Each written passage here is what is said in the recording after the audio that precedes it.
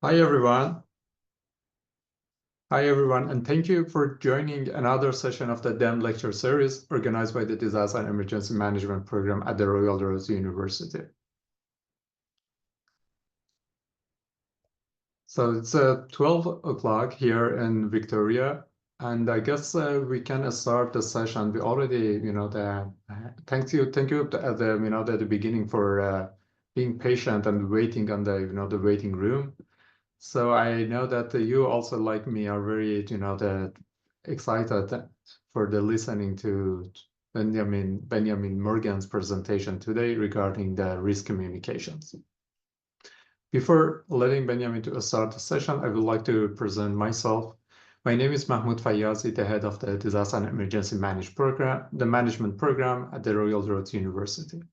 I'm pleased to moderate this session and the host, one of the Canada's leading crisis and risk communication practitioner, Benjamin Morgan.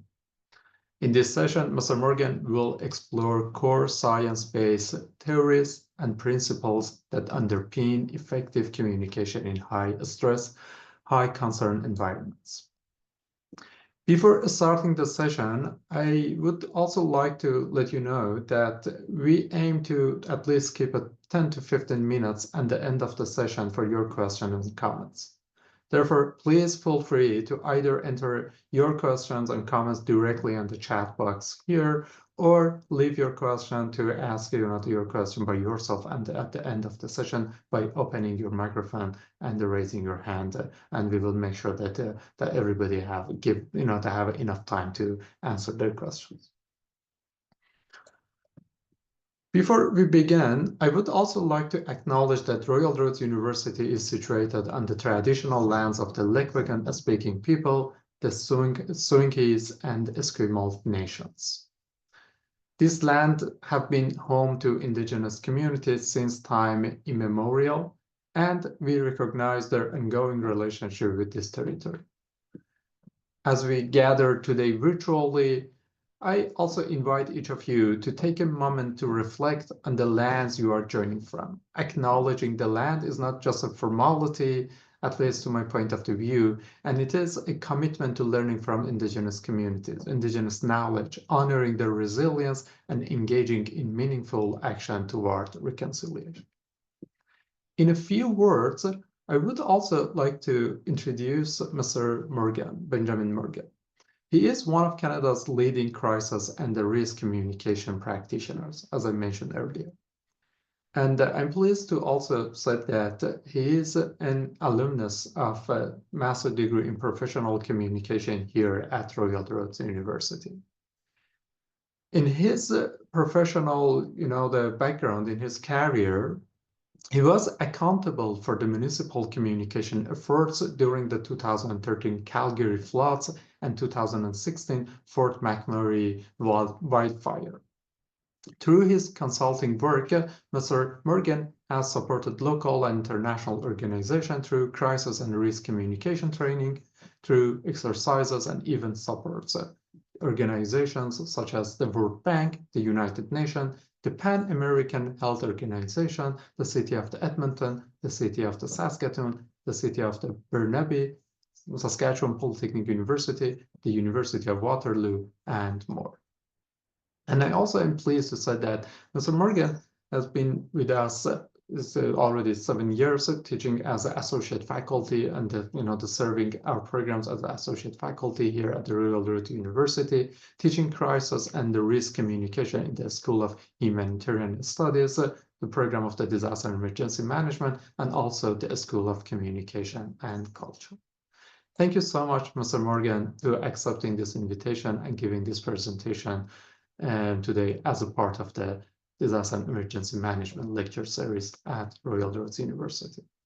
So I leave it to you, Benjamin, and feel free to, if I forgot to mention anything about yourself and your introduction, correct me first. No problem. No problem. And I also stopped talking here to listen to your presentation. Well, Dr. Fayazi, thank you very much for the invitation to participate in your lecture series. What a great idea. And it's always so nice to come back to my what I call my home university, being Royal Roads. Also, big thank you to all of you who have taken time out of your day to join the lecture series, specifically today because it's with me. So thanks for that.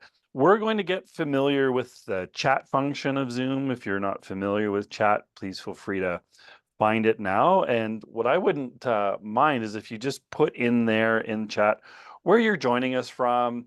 Do you have any specific questions related to crisis and risk communications or anything else you want to know? I'd just love to know who is joining us here today on Zoom. So I'm going to talk to you today about communications in high stress, high concern situations and environments. I frame it this way. Let me call it what it is. We're talking crisis communications. So crisis communications, that's what you're probably familiar with. I often refer to crisis communications as communications in high stress, high concern situations and environments. This comes from the work of one of my mentors, who I'll touch on in a moment. But essentially, what I love about this is that the principles and theories that we'll explore in the next 45 minutes or so are equally applicable if something has exploded in your community, if there is a tsunami coming in on the coast, or high stress, high concern. I heard rumors that there's a company acquisition going on and that my company might be acquired. Am I going to lose my job? I'm feeling stressed or concerned about that. I'm a student at Royal Roads University, and I learned that tuition is going to go up exponentially because the BC government has scaled back funding. I might feel stressed or concerned about that. So when when our audience or when the people we are talking to are feeling that stress or concern, the rules of communication change, and we'll touch on that. So as we go through this today, when you hear me say high stress, high concern, I am indeed actually referring to crisis communications, just so that you're like, why are we not talking crisis communications? What is this thing you're talking about? So that's the setup for that. Okay. And Mahmoud, are you able to see the lobby still? Because there's still some folks coming in. Yeah, yeah. Okay, so Mahmoud, get a brief introduction about me. My name's Ben Morgan. I'm joining you from Alberta, Canada. Professionally, I grew up as a paramedic. I was about 16 years in the paramedic profession. Had a great time, learned lots. It was a great career. During that time, I spent several years as the designated spokesperson for the paramedic service. So that just meant I was writing media releases and doing media interviews and talking to communities and basically communications. I had a comms job, but I didn't actually know that I did have at that point. I was promoted away from that position into a superintendent, which is kind of like a police sergeant for a sergeant on a police department. That was also really great learning, but I still found myself drawn to communications. I would still drive down in my Yukon and go visit the TV studios and, who do you got on today? Any gaps in the program that I can fill in? And that kind of switched me back on to maybe I would like to explore communications as a career. Went back to school. Hey, there's a great school. It's called Royal Roads University. I don't have a bachelor's degree. I did most of my training in paramedicine. So that was a lot of certifications, ongoing certifications. But through Royal Roads, I was able to be accepted into the Master of Arts program of Professional Communications.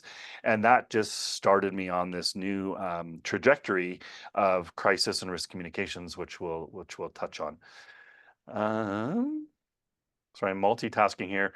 Also, just I want to say that I'm an advocate of when doing virtual presentations or virtual interviews. If you're representing your organization and you're doing it virtually, I often will not blur the background. There's some research that suggests when we have a blurred background or a virtual background that our audience can sometimes subconsciously think, what is it that they're hiding? What is it that they don't want me to see?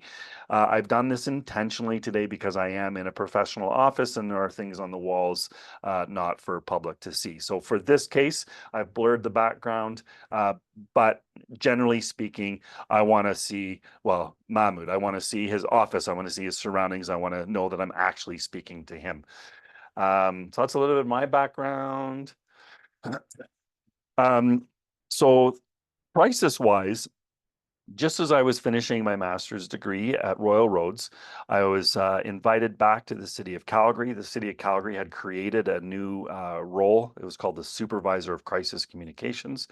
I was the successful candidate for that role, and I started in that job in March of 2013.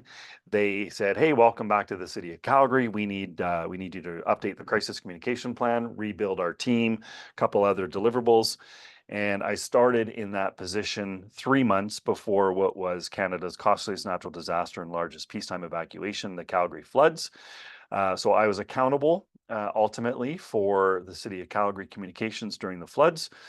Reality check, I was 3 months into a new job, didn't have a plan, didn't have the team built, but I was surrounded by really great people, which is one of the keys to building an effective crisis communications response, is having the right people in the right chairs doing the right job. I was very fortunate that that was already in place. The Calgary floods were studied around the world and stamped as the gold standard in municipal or government communications during a crisis. And that kind of started me on this whole trajectory of crisis communications. I don't know if you can see my cursor on the screen, but this is a snippet from the Calgary floods. In 2014, the City of Calgary, that's bottom left, had a 2014, we called that 2014 Snowtember event. And that was a very heavy early winter snowfall in September when there were still leaves on the trees. And so that heavy snowfall impacted about 90% of the city's urban canopy, which blocked roadways, took down power lines all throughout the city. That was just a mess. Over here, the firefighters, that's a 2015 underground vault fire. So there was a fire underground downtown Calgary, knocked out power to the west side of downtown. Big deal. It's a power outage. Yep, but there's a lot of condos and hotels that rely on power to get water up to the top of the 54th floor. There's power required to run elevators for accessibility, etc. So that was a pretty big disaster. 2016, I was a part of Canada Task Force 2 and was flown up to Fort McMurray to support local communications in Fort McMurray. And then since then, I spent some time out District of Lillooet, British Columbia for the 2021 wildfire season. That's when Lytton had that devastating fire hit them. And then for the year following 2021, I was in City of Merritt doing some recovery communications from the 2021 atmospheric river flooding event. So that's just a little bit about me. I thought this was a great quote when I'm talking about me. This is Greg Dawson, and he is the Director of Professional Development Events at IABC Calgary. I just thought this was a great post he put up there. He says, Ben's quite the character. He loves talking crisis comms, but says, hey, Ben just lives and breathes it. Maybe 60% of the time. But anyway, that's who I am. I run a shop called the Center for Crisis and Risk Communications. We support organizations. We've had clients that are government organizations, non-government, energy companies, banks, post-secondary institutions, you name it. We work with and love working with organizations who are keenly interested in advancing their crisis communication readiness. We operate, what I love about our group is that we've put together a pretty dynamic team. They're not all represented on this slide, but what I am so grateful for, and this all comes from Royal Roads University, by the way, the three top folks there, Dr. Timothy Coombs, Dr. Vincent Cavello, Dr. Peter Ryan, make up part of our academic advisory board. So most of the work that we do are grounded in current research and theories, and are supported by some really great names. Dr. Vincent Cavello, I studied him when I was doing my master's degree, and Dr. Timothy Coombs. Gosh, if you've taken a crisis and risk communications course in any post-secondary, chances are you're using a Dr. Timothy Coombs textbook. He's on our roster, and it was great. He was a guest lecturer at Royal Roads University one year, and Royal Roads called me up and they said, "Hey, Ben, you got to come out here. Tim Coombs is going to be here." So went out and met with Tim, and now he's a part of our team as well, and does quite a bit of work with us. So we're very, very grateful. Of all of that, I just want to call your attention to Dr. Cavello just for a brief moment. When I introduced the notion of high stress, high concern situations and environments, that work is coming primarily from Dr. Vincent Cavello. Dr. Cavello is a dear friend and my mentor. I call him the world leading authority in crisis and risk communications. His clients, for example, are countries, kings, sultans. You know, when I get on a Zoom call with Vincent, I'm like, "Hey, where are you off to?" He's like, "Oh, I'm going to Bhutan." "Oh, why? Why are you going to Bhutan?" "Well, the king needs some support, so I'm going to go meet with the king of Bhutan." He's just amazing. What I love about Vincent is he is a researcher, a professor, and a practitioner. So he does research, conducts research, develops theories, teaches them, but he's also battle tested them in the field. So Vincent Cavello travels, he goes with a hired mercenary team through the Congo, as an example, negotiating with medicine men on the importance of Ebola vaccinations, as an example. It's just the kind of work that he does. I highlight him because any of the statements or the claims that I make today are primarily from Dr. Cavello's research. So when I make a statement, it's coming from the work of Dr. Cavello. I certainly don't own this stuff. I'm just have permission to use it. Okay, that's I think set the stage, and then I'm just going to ramble, and then we'll pause and make sure that you have an opportunity for any questions or comments or challenges. Challenges can be a great thing. So for today, my objective is simply to introduce you to some core theories, principles, and tools that support effective communications in high stress, high concern situations and environments. That's my core objective, and perhaps inspire you, wherever you are, whoever you work for, to spend some time anticipating, preparing, and practicing, which I'll touch on shortly. Just throw in the chat, why? Why are we talking crisis communications? What is the importance? What's the value proposition of having a team that is familiar with or trained in or has access to crisis communication plans, tools? What's the point? Why are we talking about it? Why do we invest it? Just throw your ideas in the chat there about why. Why is it a profession? Why is it a course that's available at Royal Roads, etc.? So thanks, Catherine, for kicking off. It's always hard to kick off, right? Credibility, health and safety of the public, all key points, safety. I'll share this with you. I do this quite a bit. I'll squirrel and head over here. I had a really hard time transitioning from paramedic, life-saving guy, to words. Lona, yeah, so concise and clear comms saves lives. I had a really hard time with that. I'm like, are you kidding me? Paramedics, firefighters, police officers, military, that's what we're about, right? Behavior. Okay, I'm loving what you guys are putting in there. Trust, we're going to talk about that shortly. Let's take all of those answers and funnel it and point it upwards.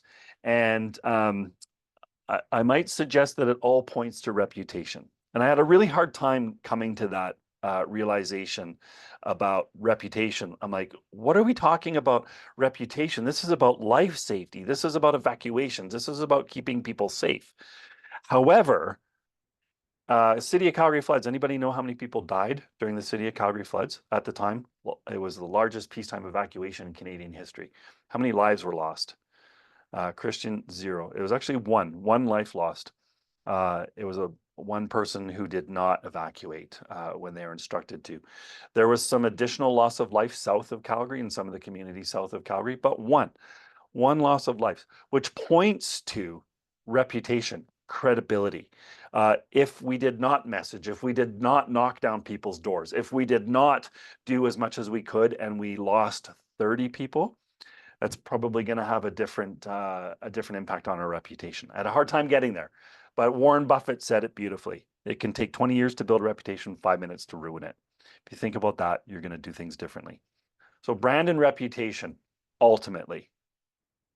We also know that if we want to be as successful as we want to be or can be in communicating in high stress, high concern situations, environments, we require 3 things. We need to anticipate, we need to prepare, and we need to practice. 3 things. Anticipate. We're talking in the School of Humanitarian Studies, disaster and emergency management. Anticipation comes in HIRA, THIRA, hazard identification, risk assessment, threats, vulnerabilities. That's your anticipation. What are we at risk for here? Preparation, we'll put in risk mitigation measures. We'll put fences around high voltage substations to help protect people from getting in there. We will prepare, we build plans, and of course, practice, training. Fire department is one of the best examples of regular practicing that I've seen. They practice on every call that they go to, and when they're not on a call, they're practicing, typically. Yes, I know Rudolph Giuliani might have a little bit mental health challenges these days, but this is still a really great example, I feel. Rudolph Giuliani, during 9/11, the day of 9/11, hosted a press conference. And the press conference he held that day, he was asked the question, how many casualties are there? His answer was, the number of casualties will be more than any of us can bear, ultimately. The number of casualties will be more than any of us can bear, ultimately. Any idea when that answer to that question was written? Just throw it in the chat. When was the answer to that question written? How many casualties are there? How many casualties are there? The answer to that question was written 6 years before 9/11. So 6 years before 9/11, FBI came to the city of New York and they said, we have a high degree of certainty there's going to be a significant terror attack in New York. We don't know where, we don't know when, we don't know what, but it's going to be significant. So they were anticipating. They anticipated a terror attack. They started preparing. They were doing risk assessments, risk mitigations. And also as part of that, they started doing preparation for communications. I can speak to this because it was Vincent Cavello that started with all of the communication preparations. Dr. Cavello has created, through his research team, has created a document called the 77 Most Commonly Asked Questions Asked by Journalists During a Disaster. I think there's 320 questions after an active shooter event, 432 questions following a nuclear incident. But we know that on average, there's about 77 questions that are going to be asked. So they prepared answers to all of those questions. And Rudolph Giuliani practiced answering them in mock scrums for about 5 years. It didn't matter if it was a jet into a tower, a bomb in a subway, a bomb in a building, a crop duster full of cyanide gas over Central Park. Didn't matter what the event was. They knew they were going to be asked that question, and that was the answer, no matter what it was. That is still, I feel, a really great example of anticipating, preparing, and practicing. Okay, couple core principles. I just want you to sit with this stuff and see how it feels and if it lands with you. We know that effective high stress, high concern communications is a science-based discipline. There's science behind it. I know this because Dr. Cavello would put the probes on people's brains. He took over the World Health Organization's MRI machine in the lab in Geneva, Switzerland, and put people in MRI machines and tested words, tested sequences, tested lengths, watch which part of the brain lit up, when part of that brain would shut down. So there's science that supports these theories. We know that in high stress, high concern situations, that the rules of communication change. The rules of communication change because the way in which the average human brain processes information changes. So if I'm feeling a high degree of stress or concern, my brain processes information differently. So therefore, if we're not changing our approach to communications, we run the risk of losing up to about 80% of our message if we're not adapting our tactics appropriately. Mental noise theory kind of plays into this. That mental noise theory basically says that we process information differently when we're feeling those stress or concerns. Our brain, the capability of our brain is diminished when we're feeling stressed or concerned. Plus, add on that there's so much noise out there, especially these days during a high stress, high concern situation environment. There's just so much noise going on. I'm having a really hard time focusing on what it is I'm supposed to focus on. We also know that when people are concerned or upset, that they will often have difficulty hearing, understanding, and remembering information. That's a nice way of laying out mental noise theory. If I'm stressed or concerned, I have a really hard time remembering information. Think about the last time you had a really good fight with your significant other and you're like, I just need an hour to go blow this off. And then you come back and you're feeling better. What were what were we even fighting about, right? Like our brain functions differently. So we often will have difficulty hearing, understanding, and remembering information. We also know that people typically want to know that you care before they care what you know. People want to know that you care before they care what you know. That holds true for an employee and an employer. An employee wants to know that they matter. An employee wants to know that the employer values them. In a romantic relationship, above all else, I want to know that my partner cares about me and loves me. If I'm in the middle of a disaster, I want to know that my government, my city, my municipality, my leaders care about me. If you watched any of the communications coming out of the 2013 floods, you may have noticed that the morning briefing, the first briefing of the day, we would put up Naheed Nenshi, Mayor of Calgary. His message was, I was in the communities last night. I see that you're hurting. I need you to know that we're here with you. This is how we're, right? He was speaking to the heart. Then we put up the emergency management director who would talk about, we've recovered this, we've re-energized 25% of the power grid. We have closed these roads. We have done this with the streets. That's the operational and tactical bit. We would try to front end our briefings with the mayor, who was speaking to the heart before we started speaking to the head. We also know that when people are concerned or upset, they will often focus on what they hear first. They'll most often focus on what they hear first, and they'll remember what they heard last. It's called primacy recency. I call it the shit sandwich.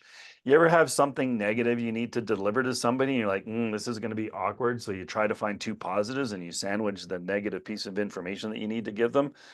That's basically the same thing we're doing here. Primacy, recency. People will focus most on what they've heard first and last, which I'll touch on in a few minutes.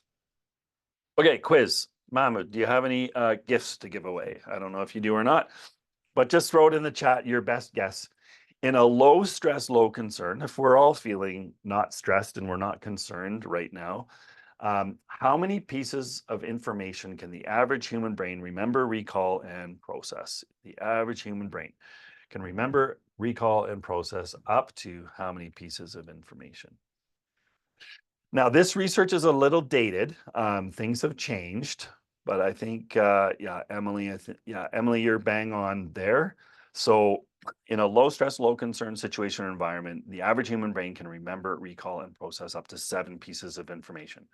This dates back to 1956. Professor Harris, George Harris, was hired by Bell Telco, and Bell Telco was trying to formalize the phone number as we know it today. You'll remember though, back in the day, we didn't actually have to worry about the area code.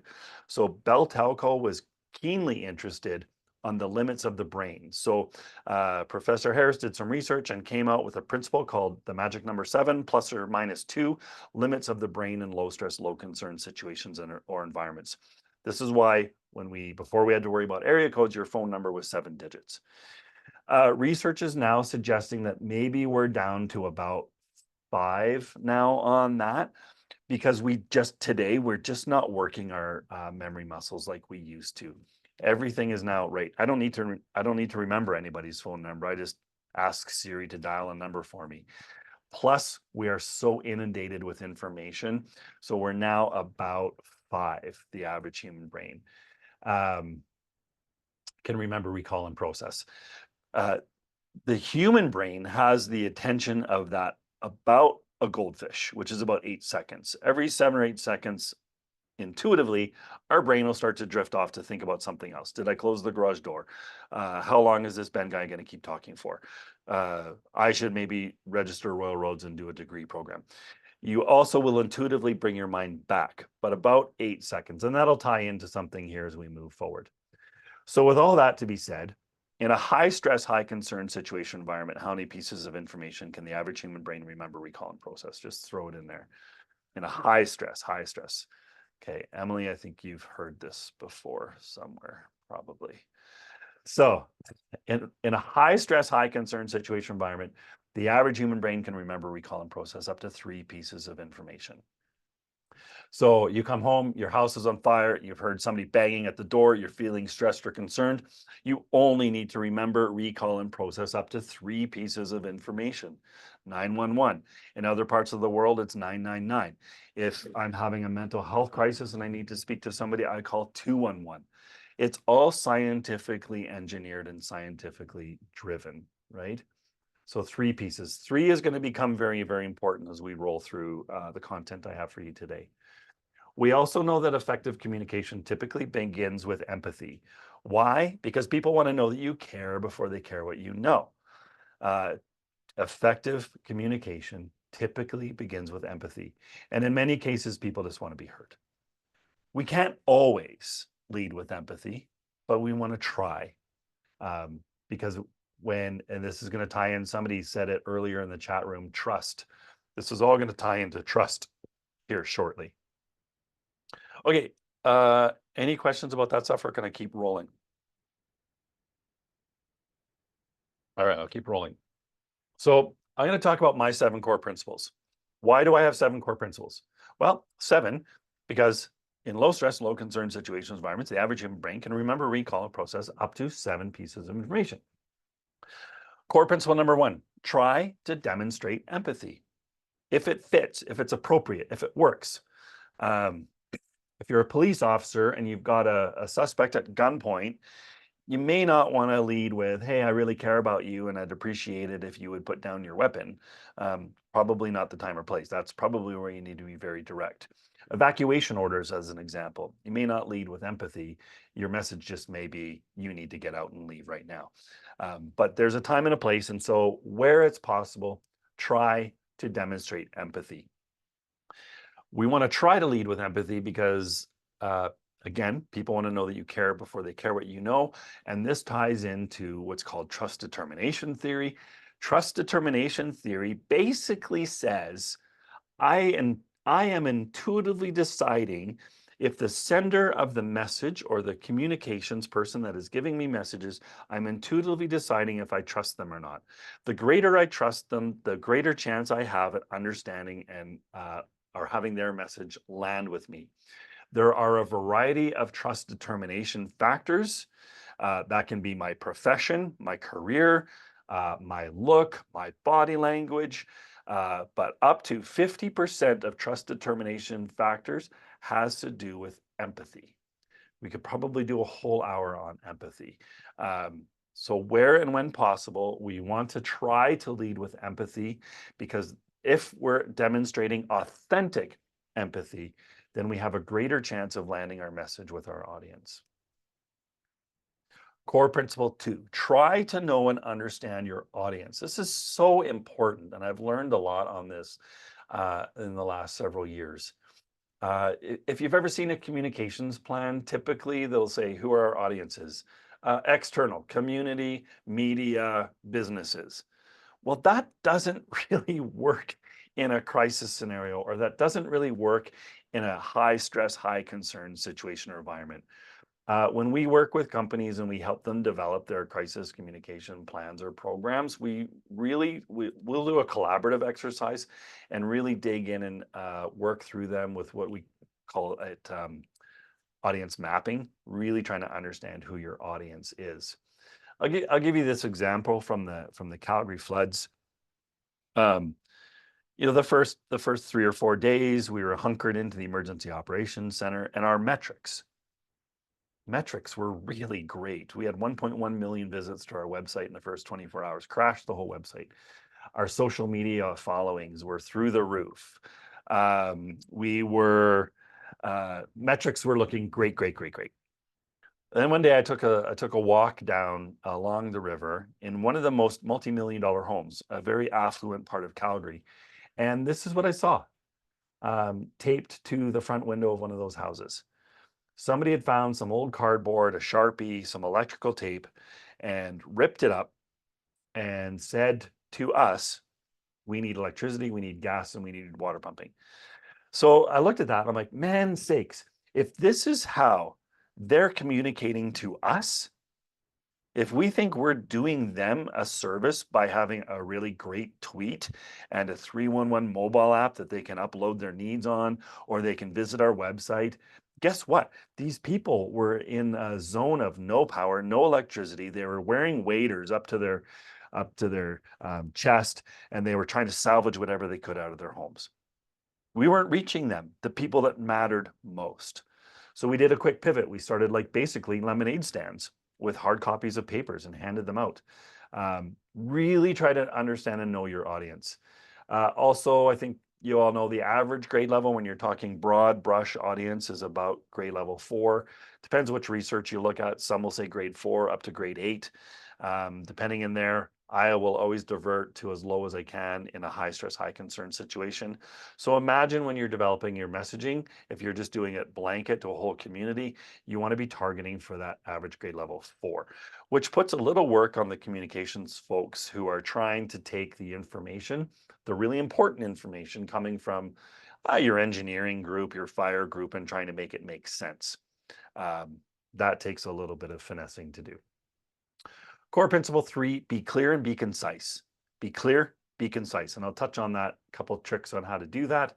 But I'm sure you all know crises and disasters can be very complex.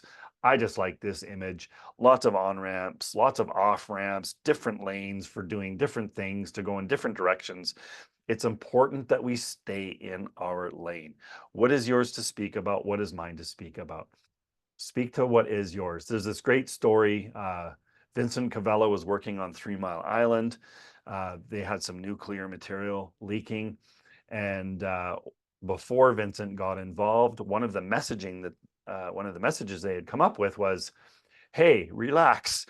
There's actually more radiation at the Lincoln Monument than there is leaking from our power plant. That was their justification of it. And then, a couple of weeks later, Washington Travel Tourism is like, hey, where is everybody? Nobody's visiting the monument here. Why is that? Well, because making the news was all of the radiation at the Lincoln Monument, which there is. It just naturally decaying slate. So just stay in your lane. Core principle 4 for me is be accountable. Again, we could probably do a whole nother session on apologies. Accountability is different than an apology. And there's a lot of people that say if you do a public apology, then you're liable or you're suggesting culpability. Not so much the case. There's laws now that present people. Apology is a whole different thing. If you want to look it up, probably one of the best Canadian case studies of an apology is the Michael McCain Maple Leaf Food Listeria outbreak. Great example of how an authentic apology can be very powerful. But if we're accountable for something, take accountability, demonstrate that accountability. I'll just pass by the videos for the sake of time. Take accountability. If we don't, we're so connected these days, it's going to come out anyways. So take accountability, be as transparent as you can be. Risk perception and outrage theory kind of ties into that accountability piece a little bit. That video that I passed was from a Texas school shooting. If you Google the worst press conference in US history, you'll probably find that video. But it kind of ties in and has a connection to do with risk perception outrage theory. And that theory basically says that if I perceive something is happening to me that is out of my control or not my choice, then I'm going to feel that outrage. My perception is that you are doing this to me. COVID was a great example of that. People were outraged about the restrictions that were put into place, the requirements, the change that people were forced into, that it was out of my control. I had nothing to do with this. As opposed to, yep, I know there's risk in riding my bicycle without wearing a helmet. Oh snap, I crashed. I'm in the ICU. I don't have anybody to blame but myself. So it's a very different sentiment within your audience if they feel that it's happening to them. Core principle 5, be aware of the negatives and don't repeat them. Be aware of the negatives and don't repeat them. I am not a crook. You don't want to fall to the editing table. You don't want to fall into that primacy recency. Just don't repeat the negatives. Steer clear of it. We also know, this is kind of tying into negative dominance theory. Negative dominance theory is basically saying, when I'm feeling that stress or concern, I intuitively assign more weight to messages and information that are negative in nature. So if it's negative in nature, it feels heavier, it impacts me harder, it impacts me deeper. And so we know, oh, sorry, got ahead of myself here for a second. I'll come back to that in a second. We know that for every one piece of negative pieces of information, we want to try to balance it out with 3. 1n equals 3p. I think there's a slide coming up on that. But for every one piece of negative piece of information, we want to try to balance it out with 3. Don't wait for a crisis or a high stress, high concern situation before you start giving positives. Remember when WestJet used to be a really cool airline, and they would do really fun things, and they called their staff, they didn't call their staff, but they called it, they called their staff owners, and they gave them a share at the end of the year. And they encouraged them to have that lighthearted because we were invested in it, so that when news broke negatively about WestJet, as an audience, we would say, oh yeah, but it's WestJet, they'll make it right. We call that putting positive deposits in the sentiment bank. So the more you can create that positive relationship with your audiences, then you have some sentiment to draw off of when you're in the negative. 1n equals 3p. Okay, core principle 6, avoid using absolutes and be mindful when making promises. If, I don't know, I think there's a couple people here that were in my class. You would have heard me say, if you use the word ensure, no go. Avoid absolutes in making statements. You'll recall at the onset of COVID, the strong messaging. Seriously, people, stop buying masks. It does not help. Mask wearing does not help. And then 2-3 months later, everybody was required to wear a mask. So what does that first message do to our trust and credibility? Well, it certainly didn't help. In fact, it degraded it quite a bit. And then we struggled when we got into the immunizations, because now who do we trust? First, you're telling us this, then you're pivoting. So always be mindful about using words that are, what?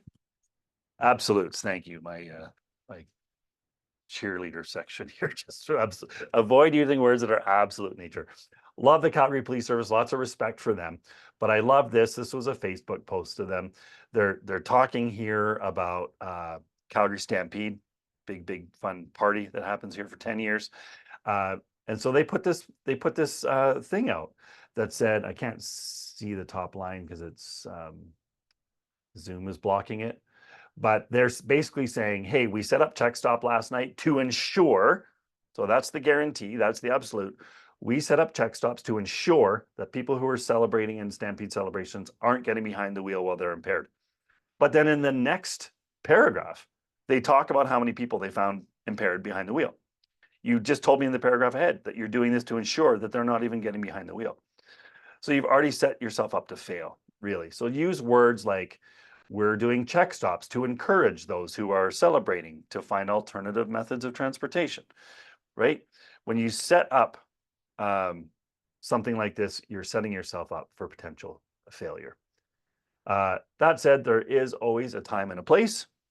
When I was working in Merit, I did have to ensure that that button was all the way out if I wanted the hot tub to actually function. There's always a time and a place.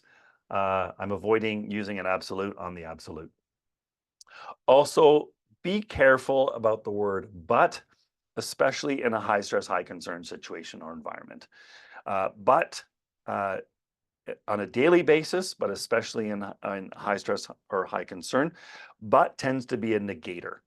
So Mahmoud, I really appreciated the invitation to join your lecture series, but and I'm going to pick on Tara just because I can see Tara on my screen.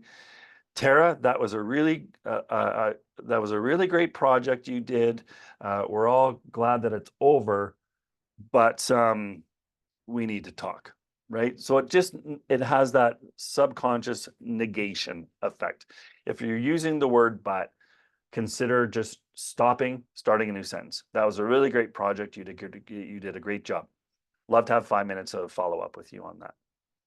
So avoid using the word but. Vincent catches me in that all the time. And then core principle 7, always try to be respectful and professional. Always. I've got a great video of this. Don't have time to play it today, but always try to be professional and respectful. Even if you're feeling stressed, even if you're feeling that this is impossible, even if you're feeling the pressures. I've been yelled at by premiers, and I think they were offside. And I think they should have gone along with what I had to do, but I've been yelled at, and I still just remain professional and respectful. So those are my 7 core principles. I'm getting this signal from Mahmoud that I need to wrap it up, which is great because I only have 30 more slides, Mahmoud. But I think we'll wrap it there. But that said, yeah, let your values be your North Star. I had a couple great stories to tell you about, which we can get into. And then I just want to share one quick thing with you because I talked about the importance of 3. So I just want to get to that just for 1 second. This is a really great and simple tool. I get all of our clients on board with a way of, it's called message mapping. So what you're looking at here is Vincent Cavallo's periodic table of high stress, high concern. It's his templates. You'll see up here in the top corner KDG or KDD. So basically, I'll show you how this works. There's the basic templates or the key templates in the middle, and then different templates here. But as an example, when we're preparing for high stress, high concern situations and environments and messaging in those, we will use a product called a message map, which is just basically a map of your messaging. It's very hierarchical. So 3 key messages across the top, and then each key message has a supporting fact. This works beautifully. It can be uncomfortable when you first start playing with it just to get in the groove. I promise you it works brilliantly. And you'll see there's 3 key messages. 3 messages are intentional. 3 messages because when people are feeling stressed or concerned, the average human brain can remember, recall, and process up to 3 pieces of information. So a message map, you saw 3s all the way throughout COVID. All throughout COVID, you were delivered message maps.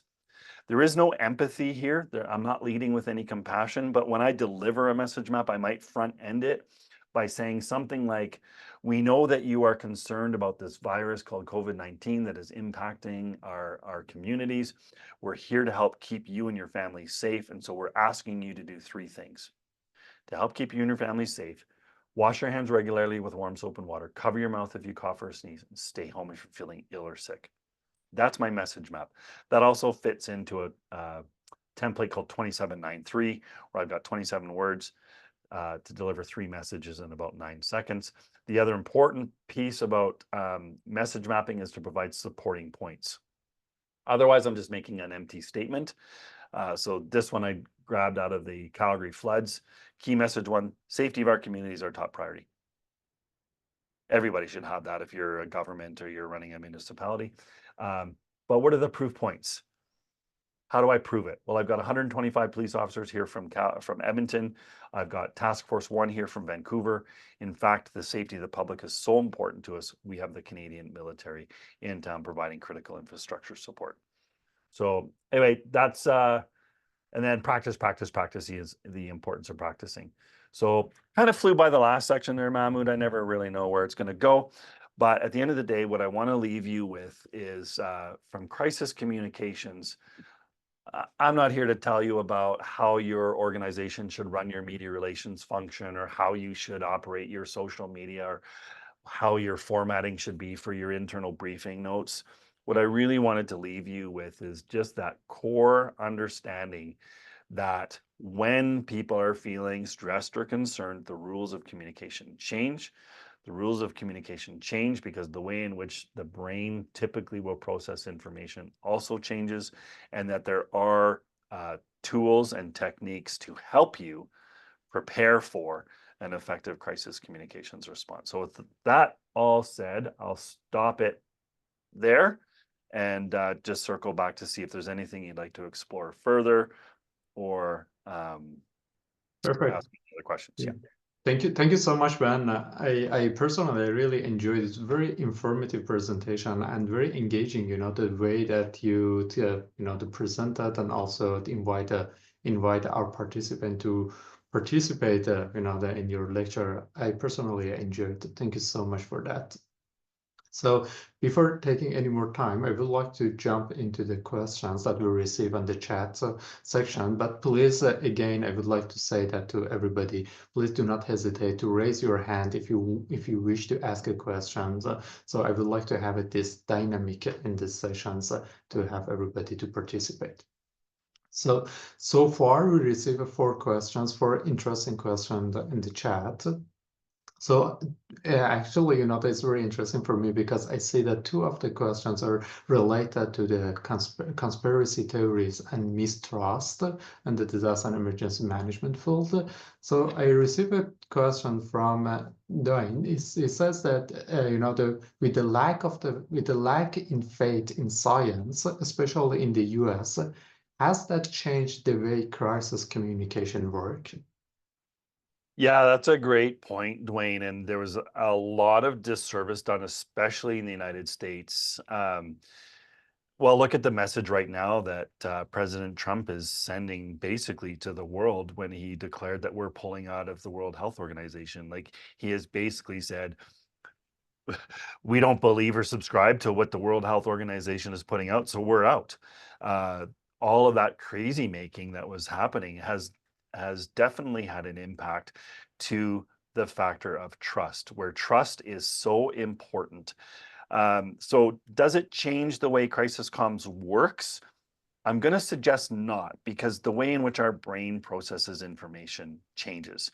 I would say rather than changing the way crisis comms works, I might suggest it's complicated the way crisis communications has worked. We're up against probably one of the biggest challenges right now is what we'll call confirmation bias.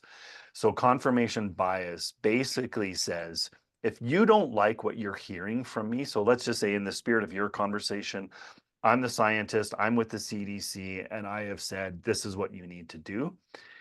Dwayne, if that's not landing with you because it's against your core belief systems, you can go somewhere else to have your beliefs affirmed. You can have your biases confirmed and then probably go something like this. I knew it. I knew they were trying to fool us because these guys know that it's right. Right? That also ties in, I don't know if you've heard this expression, I hear it all the time, especially when we get a new client, control the narrative. Get out there and control the narrative. We cannot control the narrative. We used to be able to have a pretty good influence on the narrative, but we cannot control it. We can try to be the voice of reason. We can try to be the authentic voice. We can try to be a part of the conversation, but we can't control it. So in many cases, it's sticking to your guns, providing the facts, but you're up against confirmation bias. And how do you detract that? They don't want to hear from you. They really don't.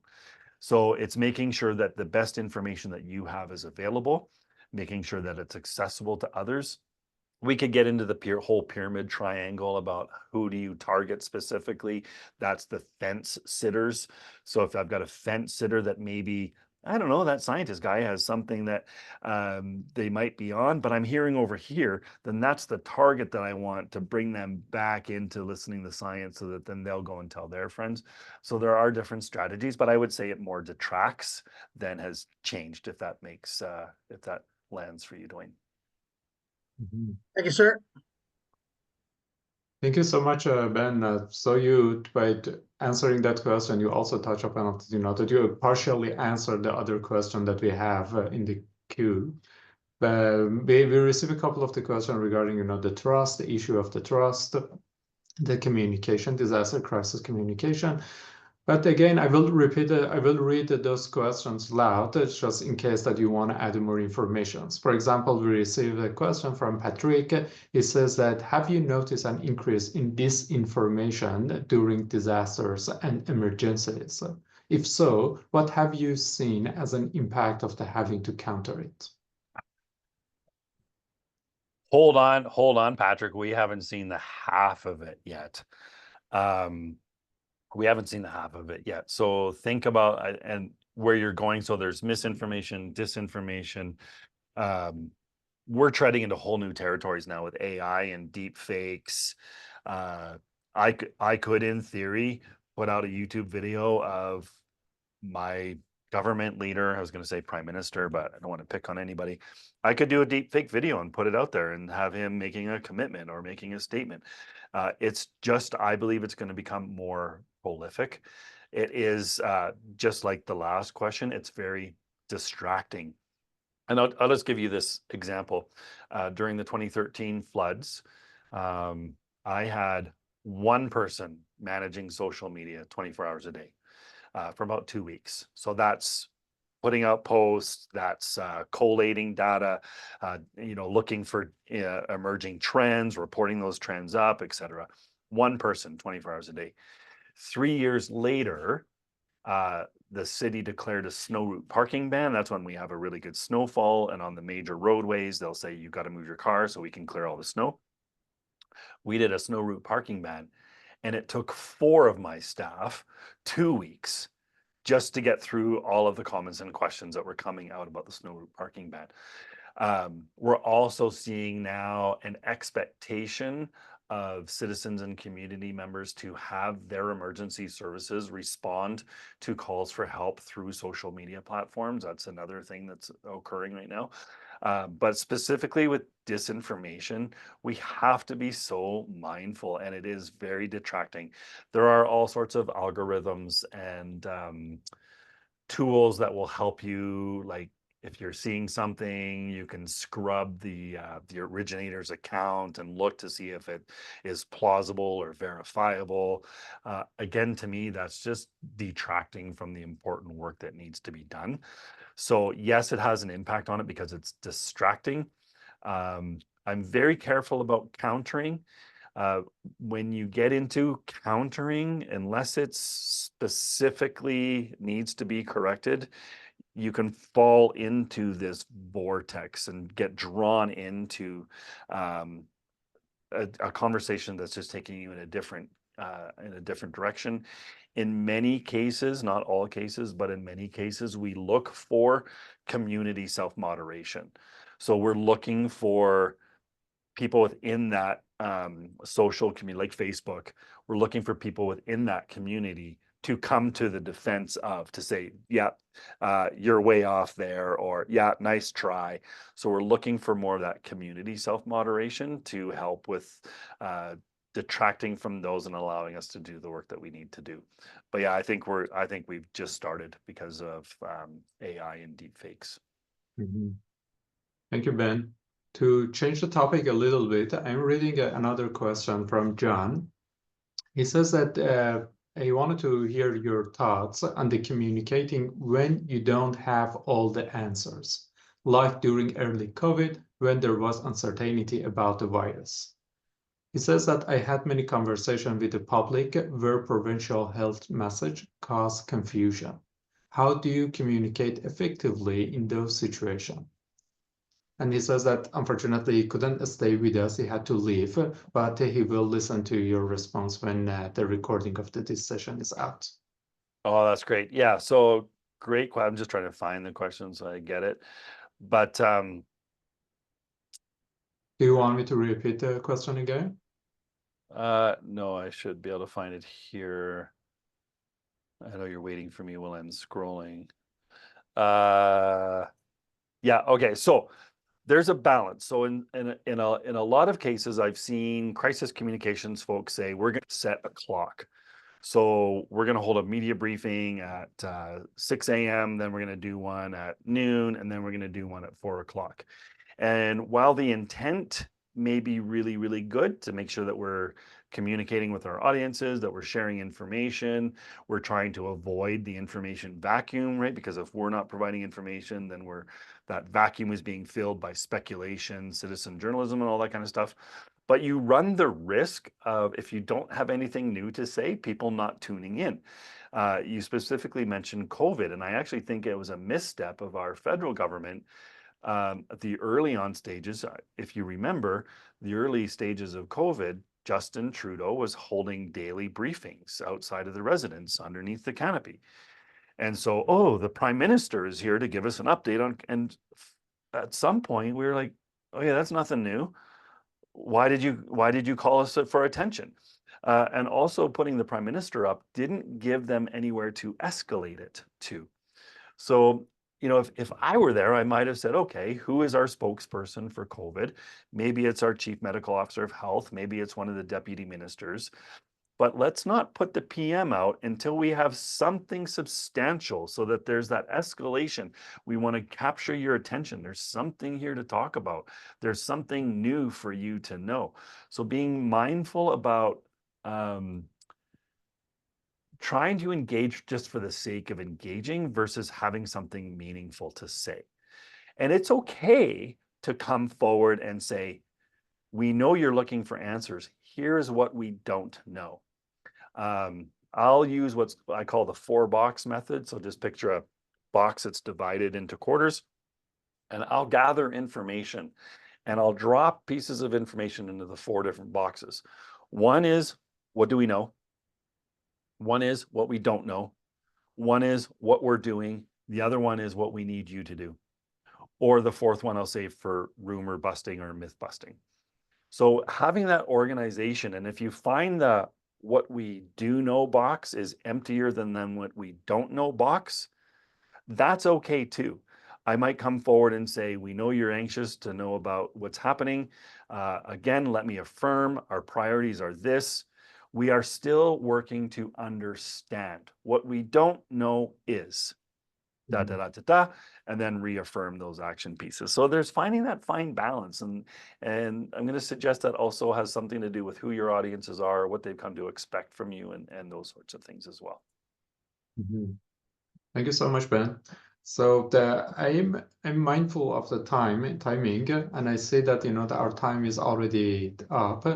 But I wonder if you can kindly stay with us to answer 2 more questions that we have in the chat, or For sure. Yeah, thank you so much. So the next question is from Emily. He asked the question: how do you balance crisis response with the proliferation of the misbeliefs and the danger of the conspiracy theories and echo chambers? He says that, for example, social media during the 2013 flood in Calgary was arguably a very effective communication tool. However, during the 2024 water main break in Calgary, there seems to be a shift to conspiracy theory and misinformation and away from community care. Yeah, and guess who that's a result of? It's a result of our current environment and our current community. I honestly, I think the COVID experience that we had changed us in a lot of ways, forcing us to isolate, forcing us to think about how things are impacting us, what matters most to me, where my values align, and yeah, social used to be a great place for information sharing. I despise it now. I just find it go on anything right now, and it's like, to the person driving that white car, how, you know, like it's just become this keyboard warrior world complaint department, right? It's just, there's still the helpful and there's still the beneficial, but you really have to dig through it to see it. So how do you balance it? It's a great question. And I'm just going to stick to my guns here and say you're up against the confirmation bias. So let those people go where they need to go, where they're going to find and where they're going to align. I'm going to stick to my messaging. My messaging are on my channels. They're there for anybody who's interested, who I'm going to try to serve it up to them. I might, depending on the nature of the scenario or the event, I might look at, if you look back at the PR triangle and where people sit with their beliefs. We use this a lot with elections, right? If you're looking for, if you're on an election campaign, you don't need to talk to the people that already say they're going to vote for you. And you're not going to waste your time talking to the people who said, there's no way I'm ever going to vote for you. You're spending your time on the people who say, I haven't decided yet. That's your target audience. So in some cases, when you're talking about crisis and misinformation and conspiracy theory, those people who firmly believe that this is, I'm not even going to waste my time with them. They've made up their mind. They've found their community. They've embedded their values. The people that are already with me, I don't need to worry about. I need to keep feeding that machine a little bit. But that sweet spot right there on the people who are like, I don't know, that might be where I start targeting some of my communication efforts. Very interesting. Thank you so much, Ben. And the last one is that how can crisis communicators within the public institution respond to declining public trust in institutional information? When you figure it out, let me know. Devin, really, that used to be the source of credibility, and in a lot of ways, you know, in working with Vincent, he would often go to a third party. So bringing in a third party can be effective sometimes. So if I am working for a municipality and this is what the mayor is saying, or this is what the chief administrative officer is saying, I may not buy it because I have that history with them. I know that I haven't believed anything that's come out of their face for years. So in some cases, I can bring in a third party. This is the person from the Center for Crisis and Risk Communications who is here to tell you about. This is this research firm, and they've come to explain why this matters. Again, we're starting to see that decline. And I think the reason we're seeing that decline in trust is because over here, we have that increasing availability of confirmation bias. So the more there's channels and places, Reddit and Facebook groups and all of those places where I can go to have my values, my beliefs confirmed, the less I need to worry about what Professor so-and-so at the university had to say, or the less I need to pay attention to what the Director of Emergency Management has to say, because I already know here from this group that I trust. And how do I break that? Great question. Figure it out and make $1 million. I just dropped in my LinkedIn address there. Oh, that was just to you. I got to change that. I'll put it for everybody. If you're interested in connecting, we post lots of stuff. Happy to help if you're looking to dig into something a little bit deeper. Mahmoud, thank you very much. I missed the school, but you are always more than welcome to come. Yeah.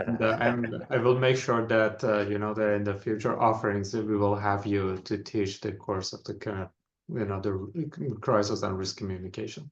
Well, I appreciate that very much, and thanks to all of you for popping on and making some time today in the middle of your day. Appreciate that very much. Nice to see you again, Emily. Perfect. Thank you so much. Thanks everybody for attending this session. I put the link to our webpage here in the chat. Please, check the link for seeing our future lectures scheduled, and also for having access to the recordings of this lecture and also the previous one. Thank you, all of you again, and I wish you an excellent day. Have a good one.